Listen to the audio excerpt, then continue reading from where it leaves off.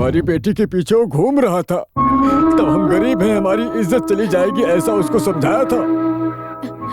लेकिन जोश कुट्टी सुनता नहीं था। उसे शादी करूंगा ऐसा कहता रहता था। वो प्रेग्नेंट है पता चलने के बाद उसे डॉक्टर के पास ले जाकर उसका अबॉर्शन करवा दिया। अगले दिन तबीयत खराब होकर वो हमारे घर में ही मर गई। मुझे क्या बोलना है समझ में नहीं आ रहा। इसमें 5 लाख हैं, ले लो।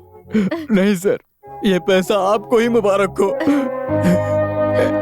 हटो, लाओ, ये लो, पकड़ो और मेरी बात सुनो। इसका फ्रेंड होने के नाते नहीं, इस एरिया का इंस्पेक्टर होने के नाते कह रहा हूँ, इस बात को यहीं पर खत्म कर दो। इसके बाद भी कंप्लेंट करने या केस करने के बारे में सोचा तो पूरे गांव को ये पता चलेगा कि तुम्हारी बेटी अबॉर्शन के समय मारी गई। दूसरी बात, अगर केस कोर्ट में गया तो वकील कोर्ट में कहेगा कि लड़की चरित्रहीन थी और बाप को पता न चले इसके लिए अबॉर्शन करवा रही थी, तब तुम कुछ नहीं कर पाओगे। रोजी का एक भाई अल्बर्ट है जो कि अभी बॉम्बे में है। ऐसे है? उससे बिना पूछे मैंने पैसा ले लिया, उसे पता चल गया तो। नहीं सर, ये पैसा आप ही रख लीजिए। मत बताना। हमें इस पैसे की कोई जरूरत नहीं है। अब हम पैसा लेकर क्या करेंगे? यहाँ रहने तक हर दिन झगड़ा करता था, इसीलिए उसको मैंने बॉम्बे काम करने के लिए भेज दिया था। अरे अगर ये बात उसको पता चल गई फिर वो किसी को नहीं छोड़ेगा। रोजी के पापा ने जो भी बताया था वो सब कुछ सच है। एल्बर्ट को जो हुआ है वो पता चलने के बाद जोश कुट्टी को मारने के लिए तोडू बुल्ला क्लब आया था। जोश कुट्टी के साथ जो झगड़ा हुआ था उसको रोकने के लिए ही इंस्पेक्टर रमन एल्बर्ट को अरेस्ट करके अपने साथ ले गया, और ये सच बाहर ना आए इसीलिए इंस्पेक्टर रमन ने जानबूझकर एल्बर्ट को वहाँ से कहीं बाहर भेज दिया जिससे सच बाहर ना आए। तुम्हारे माँ बाप को 5 लाख मैंने ही दिए थे, तुम्हें और चाहिए तो बता दो मुझे। इसके बाद भी अगर तुमने जोश कुट्टी के खिलाफ कुछ भी कहने की हिम्मत की ना तो तू जानता नहीं है क्या होगा। आज के बाद उस स्टेट की तरफ देखना भी मत। पहली ट्रेन पकड़कर मुंबई निकल जाओ। एल्बर्ट फिर भी बॉम्बे नहीं गया था। एल्बर्ट के पापा के बातों के हिसाब से जोश कुट्टी के मौत के दिन से ही एल्बर्ट कहीं दिखाई नहीं दे रहा था। क्राइम ब्रांच की रिपोर्ट में ये बात अच्छे से लिखी हुई है। Josh Kutty was a crude womaniser and a born criminal, और इस बात को उसने कोर्ट में पूरी तरह से साबित भी कर दिया था कि वही गुनहगार है। और इस बात से जोश कुट्टी के बाहर और भी कई सारे दुश्मन हैं, हमें अच्छे से समझ में आ रहा है, जो कि हैं भी। मिलॉर्ड, सारे विटनेस झूठे हैं। Circumstances will never. गवाही देने वाले झूठ बोल सकते हैं लेकिन परिस्थितियां कभी भी झूठ नहीं बोलती। जोश कुट्टी की मौत होने के उस दिन से एल्बर्ट वहां से पूरी तरह से गायब हो गया था। अगर इन दोनों को मिलाकर देखें तो मेरे क्लाइंट शिवराज से भी कहीं ज्यादा शक एल्बर्ट के ऊपर जाता है, और यही मैं बताना चाह रहा हूँ। जोश कुट्टी की गलत आदत की वजह से मिस्टर एल्बर्ट उसे कब से मारने का इंतजार कर रहे थे। मैं इस कोर्ट में यही बात कब से बताने की कोशिश कर रहा हूँ, और मैंने प्रूव भी किया है। हमारे देश में रेप को लेकर बहुत से लोग आज भी परेशान हैं, और उसमें से कुछ ऐसे हैं जो हमारे कानून के रक्षक हैं, और इन्हीं कानून के रक्षकों की वजह से ही आज भी हमें कई बार शर्मिंदा होना पड़ता है। सच को बचाने के लिए, समाज की भलाई और धर्म बचाने के लिए मैं अपना सर झुकाकर पूछता हूँ। मात्र एक शक की वजह से मेरे क्लाइंट शिवराज को हमेशा हमेशा के लिए आजीवन कारावास की सजा सुना दी जाती है। मैं उसी शक के लिए अदालत से कह रहा हूँ कि एक बार क्यों ना मेरे क्लाइंट के ऊपर दया दिखाकर उसे बाइज्जत बरी कर दिया जाए। That's all, Your Honor. इस केस का फैसला अगले महीने की 10 तारीख तक होगा।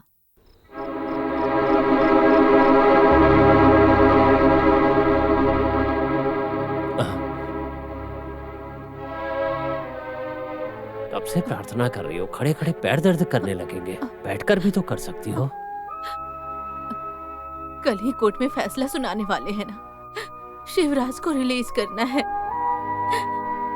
मैं जीसस से दिल से प्रार्थना कर रही हूँ।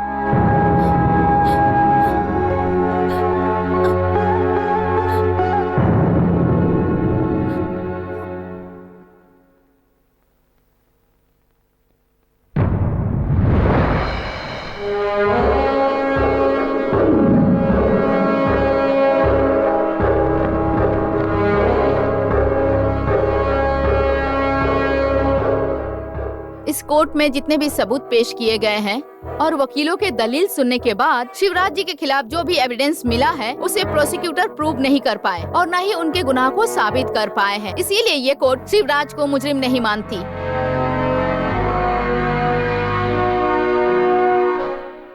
कोर्ट के पास शिवराज के खिलाफ कोई भी एविडेंस नहीं है, इसलिए कोर्ट शिवराज को इनोसेंट मानते हुए उन्हें कोर्ट से बाइज्जत बरी करती है।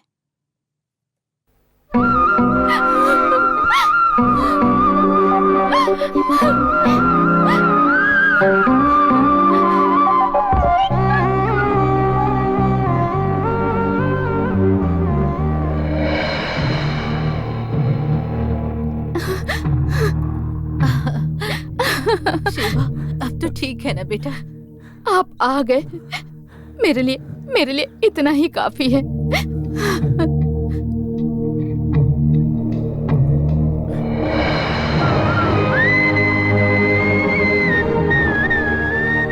मेरे लिए तुमने बहुत मेहनत की है ना? ऐसी बात मत करिए, ये तो मेरा कर्तव्य है। मेरी अम्मू कुट्टी जैसे ही बात कर रही हो।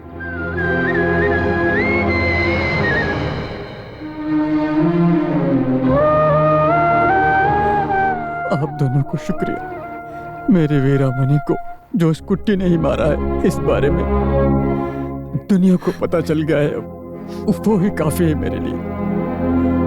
इसके बाद मुझे और देवी को किसके लिए जिंदा रहना है? मिस्टर शिवराज, आपकी रिहाई दूसरों के लिए एक लेसन है। पैसों के घमंड में बहुत सारे लोग लड़कियों की जिंदगी से खेलते हैं। इसके बाद ऐसी गलती नहीं होगी। आज भी हमारे कानून में कुछ ऐसे लोग हैं जिनकी वजह से, जिन्होंने आज तक कभी गुनाह नहीं किया, उन्हें भी न्याय नहीं मिल पा रहा है। फिर भी हमेशा सच की ही जीत होती है, यह विश्वास आपने मेरे दिल में जगाया है। मैं सच कह रहा हूँ शिवराज, अब इन लोगों के लिए आपको जिंदा रहना होगा।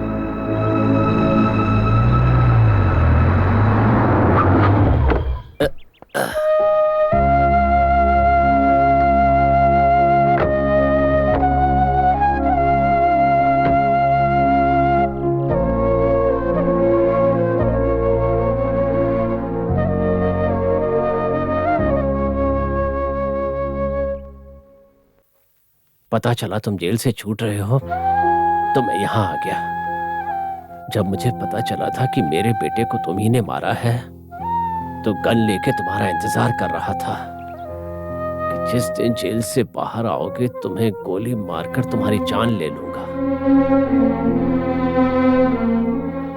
लेकिन सच्चाई पता चलने के बाद मैंने खुद अपने आप को मारने की कोशिश की, लेकिन ये सब लोग, इन्होंने मुझे रोक लिया।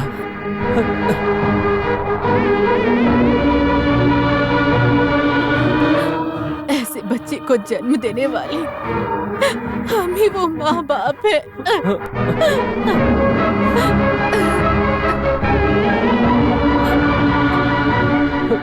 मुझे माफ कर दीजिए, मुझसे बर्दाश्त नहीं हुआ इसीलिए ऐसा कर दिया। बर्दाश्त नहीं कर पा रहे थे, कोई भी बर्दाश्त नहीं कर पाएगा।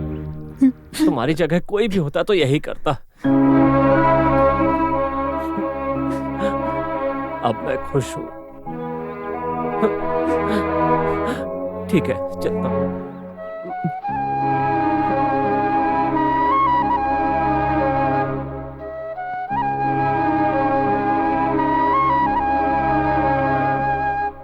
बात सुनो यानी, ये मेरा क्लासमेट है, इसीलिए मैं तुमसे ये बात बोल रहा हूँ। इसकी शादी की उम्र हो गई है, ये मुझे पता है। इसको जो 4 क्वालिटी चाहिए थी वो सब तुम्हारे अंदर है। वो 5वीं क्वालिटी सोचे उससे पहले तुम हाँ कह दोगे तो ये फाइल भी मैं क्लोज कर दूंगा। तो तुम जल्दी से हाँ कह दो उसे। सर, हाँ देर हो रही है। अरे बाप रे, आधा घंटा लेट हो गया। अच्छा मैं चलता हूँ, तुम जल्दी डिसीजन ले लो।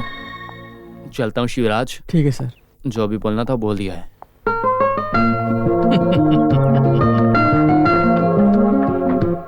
एनी, तुम अपना फैसला जल्दी बताओ, नहीं तो मैं बोर हो जाऊंगा। मैं भी। वीरामणि के लिए बहुत कमा कर रखा था, आज से वो सब तुम्हारा होगा।